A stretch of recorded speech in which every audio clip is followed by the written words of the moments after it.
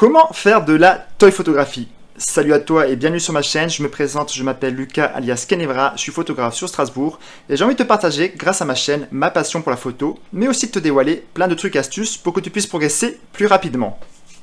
Alors dans cette première vidéo, on va parler d'un type de photo qui est pas très connu en France, on va parler de toy photographie.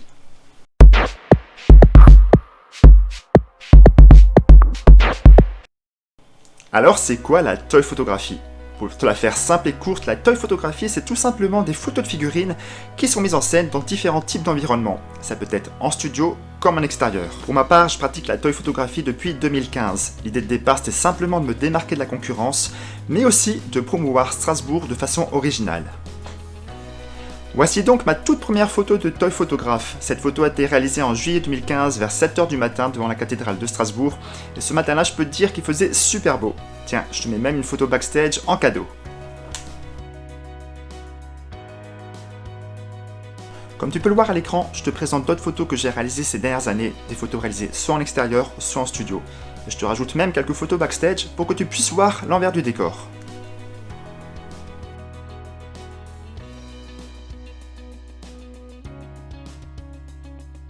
Grâce à ce type de photos, j'ai pu me faire remarquer et j'ai eu l'opportunité de réaliser plusieurs expositions sur différents thèmes allant de Star Wars, Batman ou bien encore Assassin's Creed. Mais le top du top pour moi reste quand même l'exposition que j'ai réalisée en 2017 avec mon pote Greg qui est collectionneur, une exposition sur le thème du Seigneur des Anneaux, avec un super lieu d'accueil, le château du Haut-Königsbourg. Tiens, je te balance quelques photos pour exemple.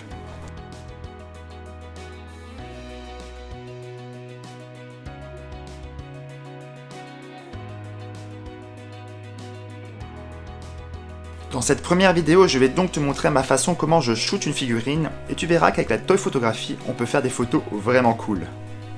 Alors pour faire ce type de cliché, c'est pas très compliqué. Premièrement, il te faut une figurine si possible bien détaillée et pas trop petite.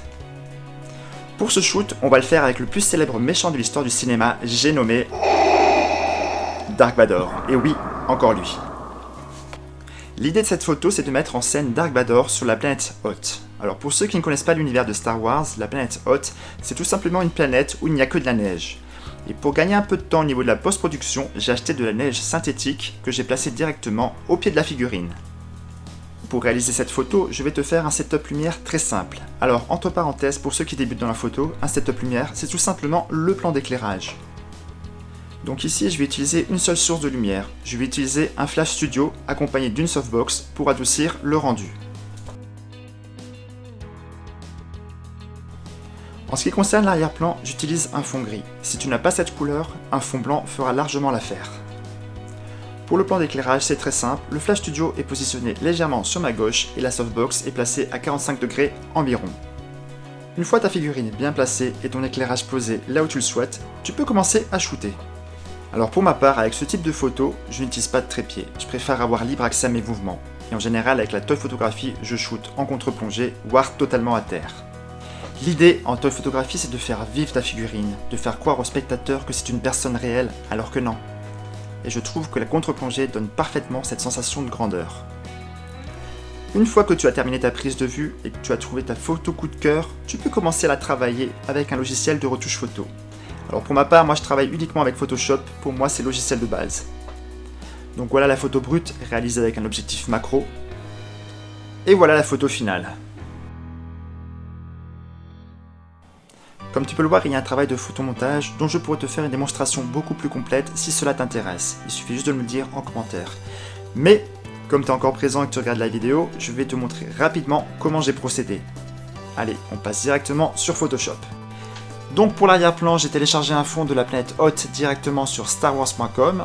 Ensuite, j'ai ajouté le Vador qui a été détouré. À cela, j'ai ajouté l'effet du sabre laser.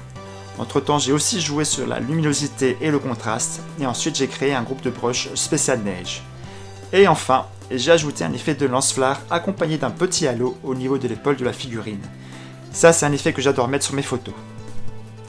Comme je te l'ai dit avant, tu peux faire des photos vraiment sympas avec une simple figurine, surtout si tu es un minimum créatif. Et cela peut aussi t'ouvrir de nouvelles opportunités, comme faire des expositions et ainsi faire connaître ton travail. Alors qu'est-ce qu'on a vu ensemble pour faire de la toy photographie? Résumons.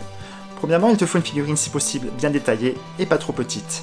Ensuite, si tu shootes en intérieur, utilise un Flash Studio avec si possible une softbox pour adoucir la lumière.